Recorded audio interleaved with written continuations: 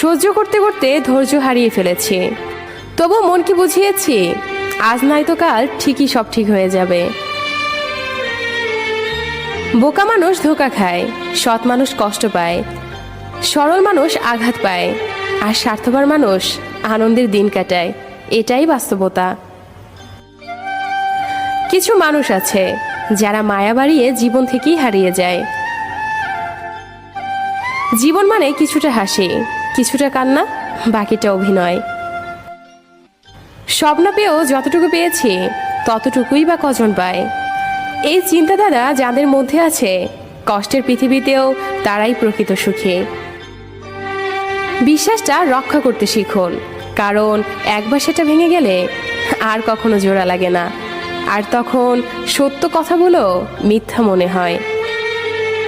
কাউকে মিথ্যা বলে খুশি করার চেয়ে সত্য বলে কাঁদানো অনেক ভালো। একটু কষ্ট পাবে, কিন্তু ও কখনো আর বিশ্বাস হারাবে না।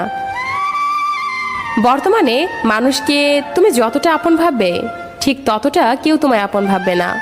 প্রয়োজন হলে বলবে হাই, আর প্রয়োজন ফুরালে বলবো বাই। ভালোবাসি বলেই তো সব ঠিক থাকা সত্ত্বেও দিনের শেষে মনের কোণে একটাই ভয় আসে, তুমি হারিয়ে যাবে না তো। অপেক্ষাটা সেই করে যে কাউকে মন থেকে ভালোবাসে। বাস্তবতা হলো, যদি কাউকে অনুভূতি দিয়ে ঠিক রাখে, তাহলে সম্পর্কটাও সারাটা জীবন ঠিক থাকে।